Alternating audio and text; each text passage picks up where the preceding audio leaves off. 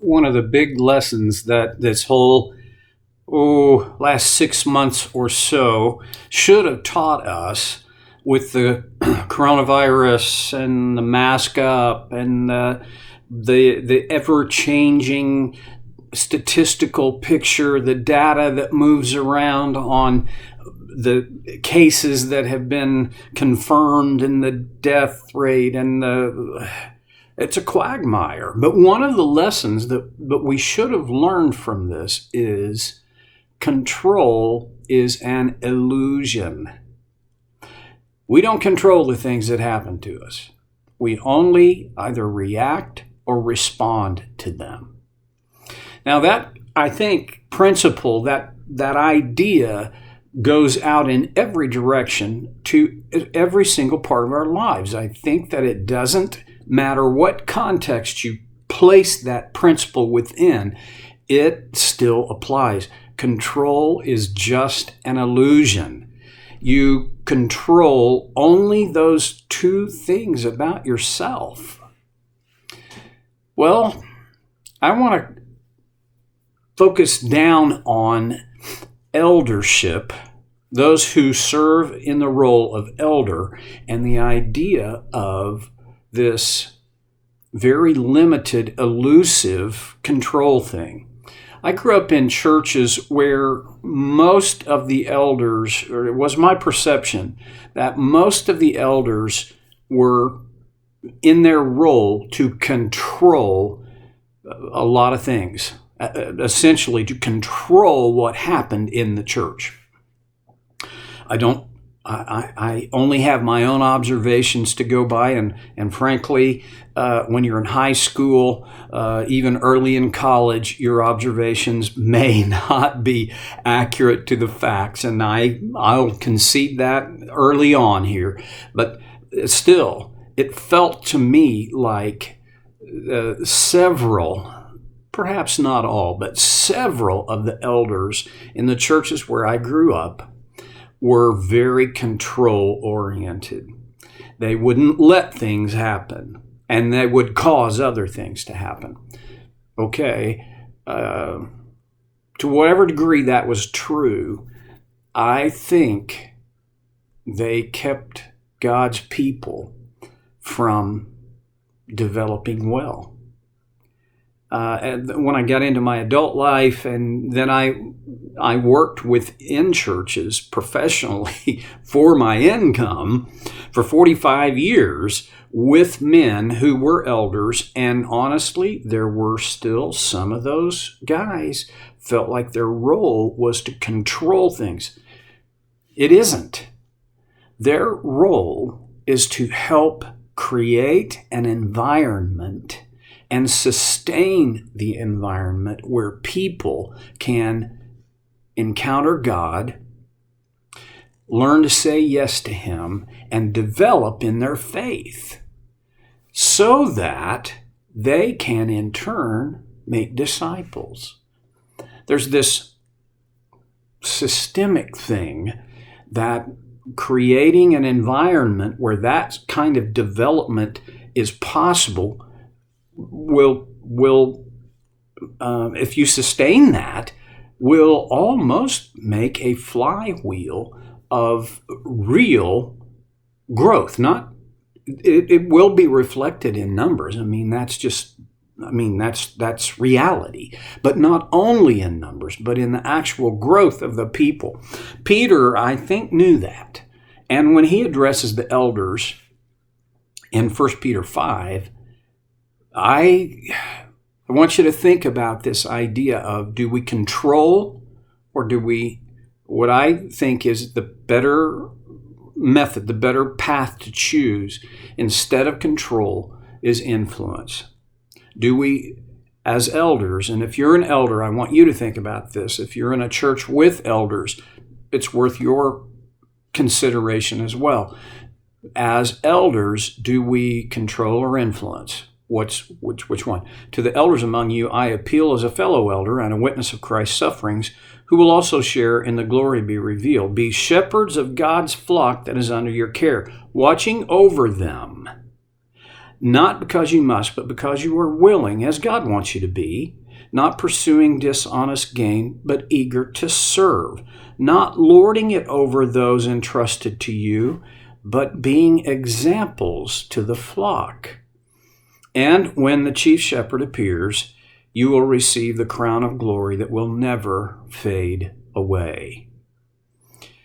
I see in that a picture of influence, not of control.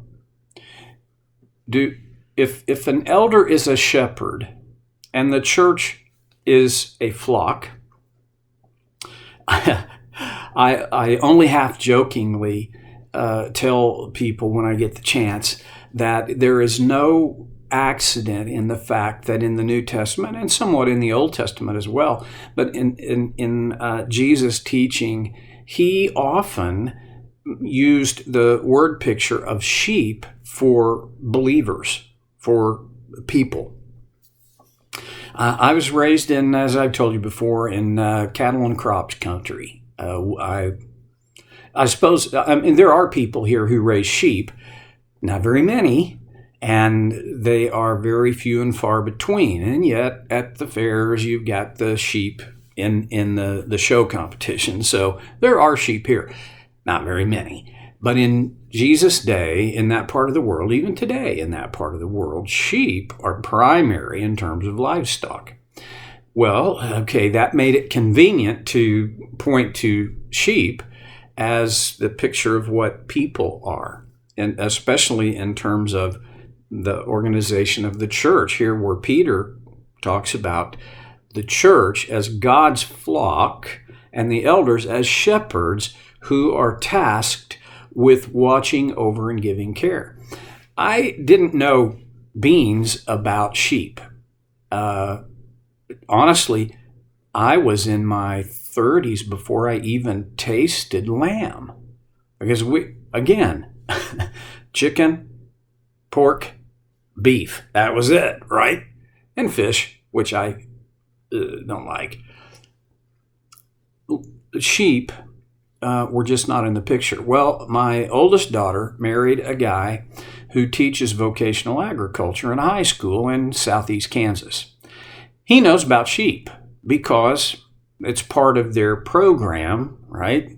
Kids raise sheep, show them at shows and all of that stuff. And so one day we were together, just a couple of us, and I said, tell me about sheep. I don't know anything about sheep. And he laughed and he said, sheep are the dumbest animals God ever created. And then he gave me 2 or 3 examples of how stupid sheep can be and how stupid he had seen them to be. And just one quick example was one of the sheep that one of his kids had been raising to show actually drowned by putting its muzzle in the water trough so far it drowned itself while taking a drink. Now that is about as dumb. That's a dumb animal. I don't think there's any mistake. There's no accident in sheep being chosen as the symbol, as the illustration of who we are. We are sometimes very dumb. We need shepherds or folks who watch over and give care. Left to ourselves, we're not very good at taking care of ourselves. Look around and tell me that's not true. Well, in terms of God's flock, the church, earlier Peter talked about it as God's family. We need shepherds who are tasked with giving care.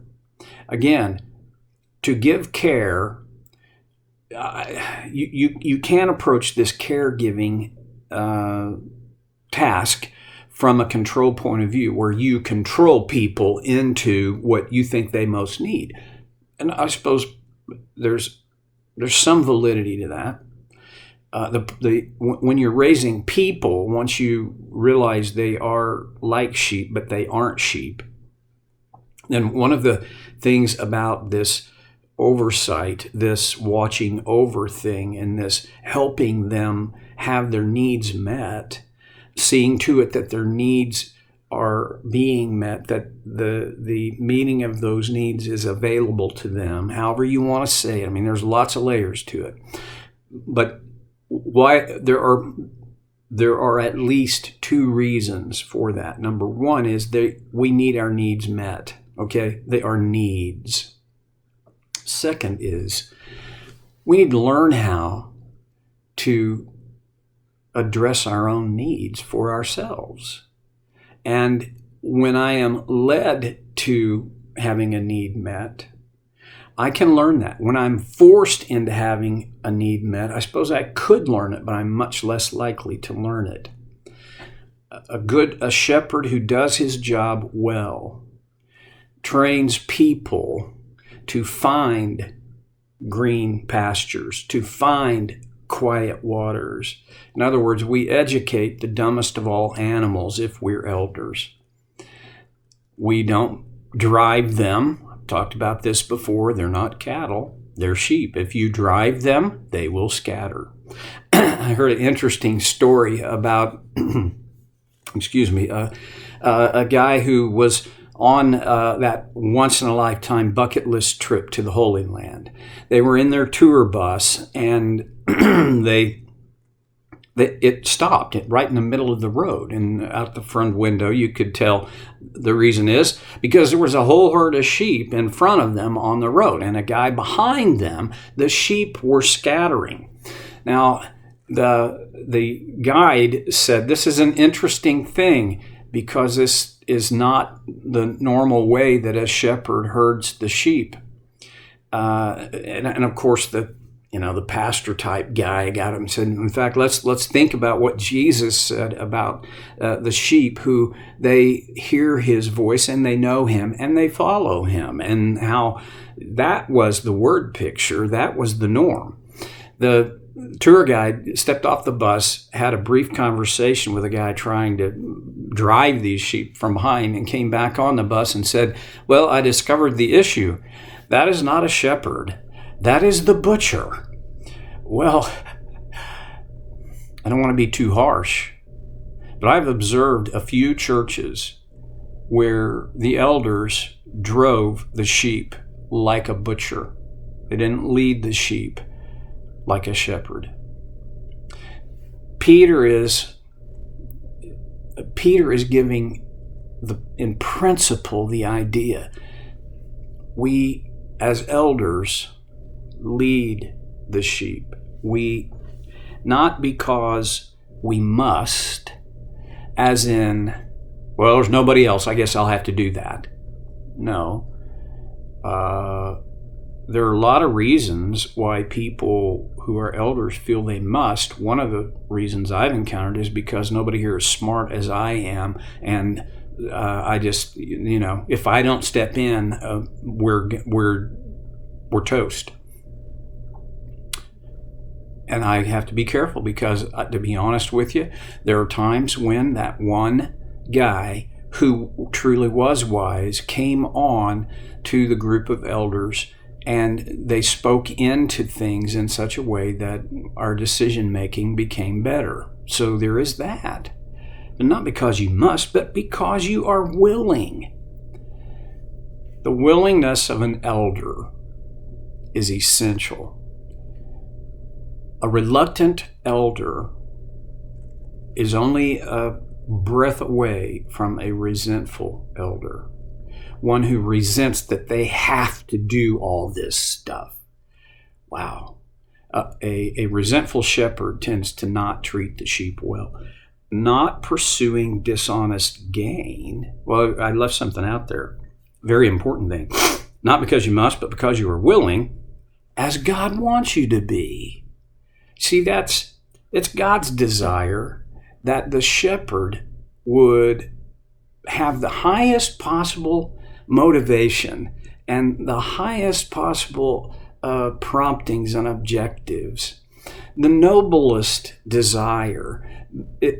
I had the privilege of being an elder in a couple of churches, and To be honest with you, it was a heavy load. I mean, in addition to being on staff as one of the ministers and one of the pastors, being an elder added rocks to my wagon, if I can say it that way. And yet it was a supreme privilege to be counted mature enough to sit on that team and help give guidance and direction and oversight and care for the flocks. Well, God wants us to be eager to serve. I'm not sure that, well, I'll just put it this way. God will not punish a man by making him an elder. Within that role, within his responsibilities, as he acts in that role, God will discipline. Sometimes that feels like punishment, but it's not really. It's shaping. As God wants you to be willing, not pursuing dishonest gain, but eager to serve. I don't really know of any church that pays their elders.